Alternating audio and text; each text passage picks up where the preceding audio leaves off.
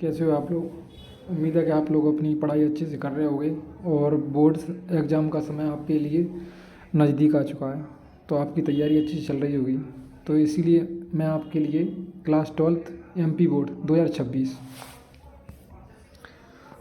MP board 2026 के लिए यानी कि पशुपालन पशु पशुपालन पशुपालन के यानी कि मोस्ट इम्पोर्टेंट क्वेश्चन लेकर आया हूँ, जो आपके हर साल यानी कि आपके 2025 और 23, 24, 22 हर बार रिपीट हुए हैं। मैं तो आपके लिए यानी कि IMP यानी कि जितने भी मोस्ट इम्पोर्टेंट क्वेश्चन है जो हर साल रिपीट होती है वो क्वेश्चनों को लेकर आया हूँ, जो अक्सर पेपर के आने की संभावना उनकी 100% होती है।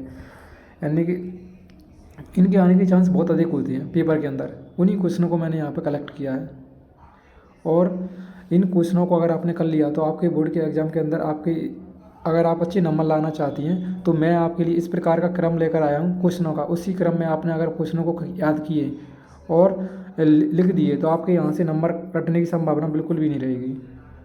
तो स्टार्ट करते हैं बिना किसी देरी के। अगर वीडियो आपको अच्छी लगती है तो इस वीडियो को सभी लोगों के पास में शेयर कीजिए, ताकि सभी जुड़कर इस वीडियो से अधिक लाभ ले सकें और सभी इस वीडियो से कुछ ना कुछ सीख सकें।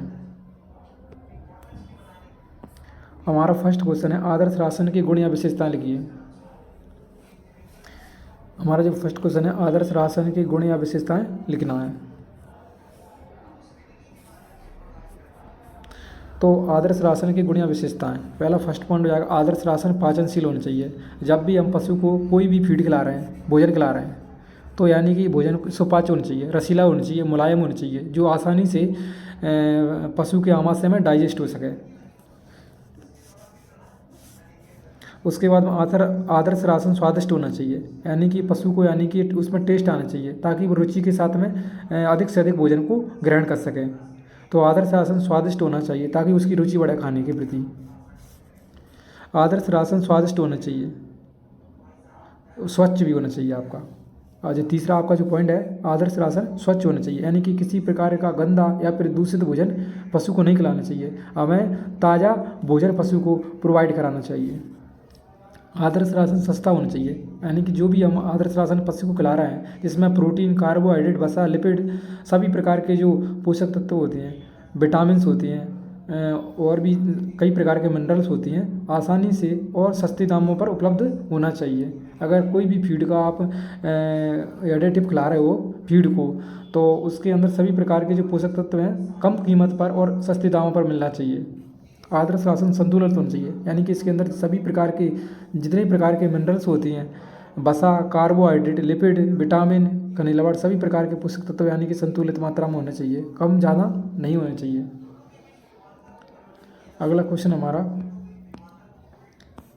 पशु शरीर में प्रोटीन के कार्य है। अभी हमने जहाँ पर देखे थे क्या देखा अपना आदर्श राशन के गुण या विशेषताएं, एक आइडियल राशन।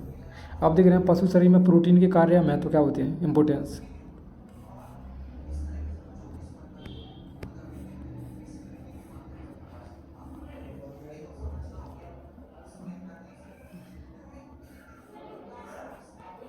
तो प्रोटीन के कार्य या महत्व निम्नलिखित होते हैं।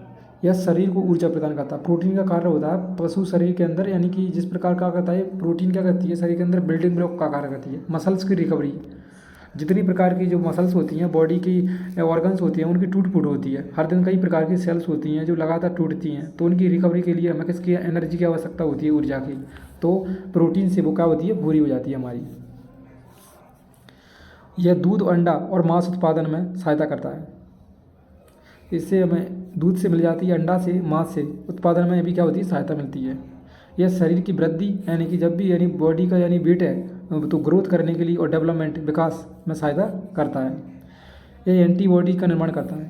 प्रोटीन क्या करती है, आगे चलकर रोगों से लड़ने की क्षमता प्रदान करती है, तो एंटीबॉडी का निर्माण करती है। यह एंजाइम और हार्मोनों के उत्पादन में भी सहायता करती है। इससे एंजाइमों के और हार्मोन्स के उत्पादन में प्रोडक्शन में भी क्या करती है, सहायता करती है। इस प्रकार से हमारे ये कंप्लीट हो जाएंगे।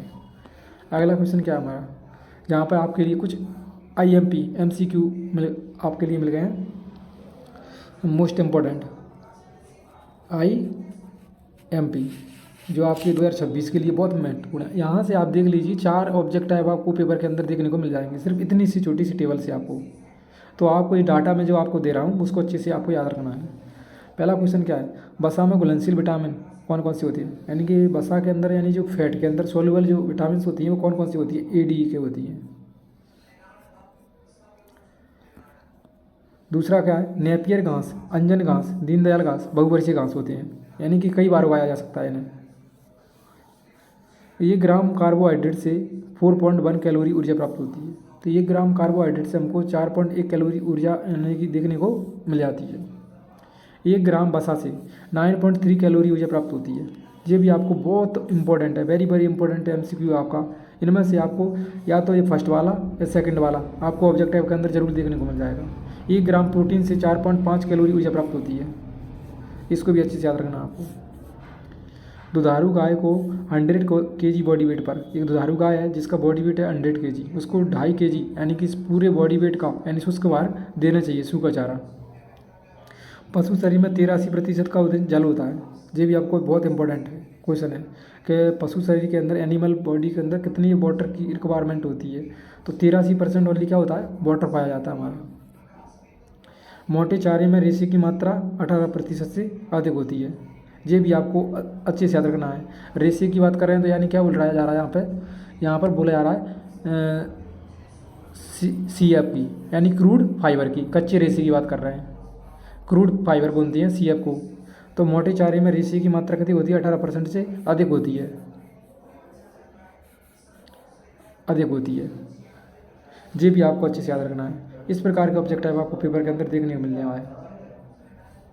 इसी प्रकार से मैं आपके लिए और क्वेश्चन लाता रहूँगा। अगर आपने इस वीडियो को अधिक से अधिक लोगों के पास में शेयर किया तो मैं आपके लिए जल्दी एक नई वीडियो लेने कर आने वाला हूँ, जिसके अंदर और महत्वपूर्ण क्वेश्चनों को हम डिस्कस करने वाले हैं, जो आपके लिए बहुत ही हेल्पफुल होने वाले हैं और आपकी पढ़ाई बहुत आसान हो जाएगी। तो मिलते हैं एक और नई वीडियो में, तब तक के लिए इस वीडियो को अधिक से अधिक लोगों के पास में भेजिए ताकि वो भी इससे जुड़कर अपनी पढ़ाई को इम्प्रूव कर सकें। Thank you for watching.